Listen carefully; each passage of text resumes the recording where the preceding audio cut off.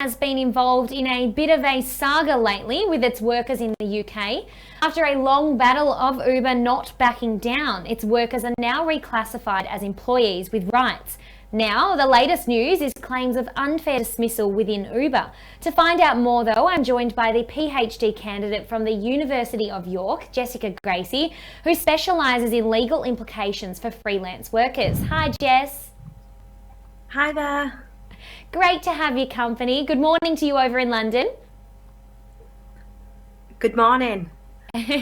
Now, what's happening here in regards to unfair dismissal at Uber in the UK? I mean, it's all to do with facial recognition, is that right? Yeah, that's correct. So, in partnership with Microsoft, Uber have implemented what is called a face biometric system. And for the layman, that means that Uber drivers are subject to a random real-time Face ID check. Now, this is very similar to what many of us do when we're trying to unlock our phones, where you've got to kind of use your Face ID. But essentially, Uber drivers, when they're signing on to the app, will be asked randomly to take a picture of themselves, which is then compared with a photograph that is stored on Uber's system.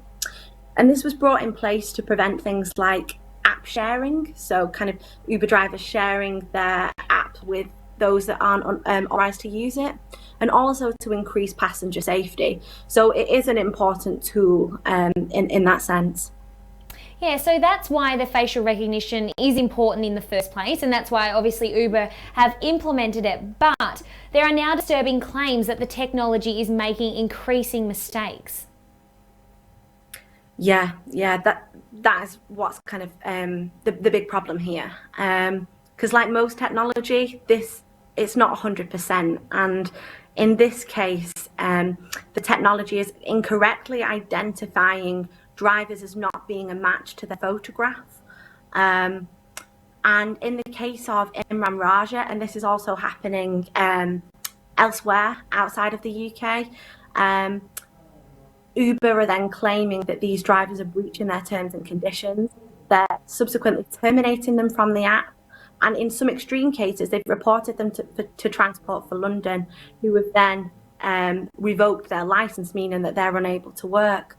And in the case of Imran Raja, which happened in the UK, his license was suspended, and he went months before being able to get back onto the platform, and also before his license revocation was kind of overturned. So, and since then, he's not really received any apology from Uber or any compensation for the time that he wasn't able to work. And this is something that is increasingly happening in the UK and elsewhere. I mean, what's the solution here? Well, potentially, drivers could bring claims, unfair dismissal claims, particularly now that they've got employment rights. But we could see wider challenges, particularly, if this is discriminating against certain groups. So that could be potentially an option. But what we've seen already is, the App Drivers and Couriers Union, they've already identified 7 cases, in the extreme case where drivers have had their license revoked by Transport for London.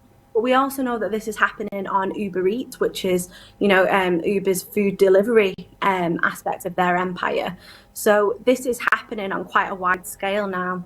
And whilst it is really important, that passenger safety is at the forefront of Uber's model, that also needs to be balanced with, the safety and the security of its drivers as well. So I do hope, that they are going to listen to a range of voices in this conversation.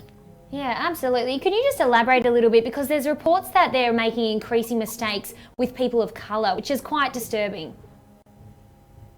Absolutely, yeah. So this has come from the App Drivers and Couriers Union again, and they've claimed that, this is disproportionately affecting people of colour.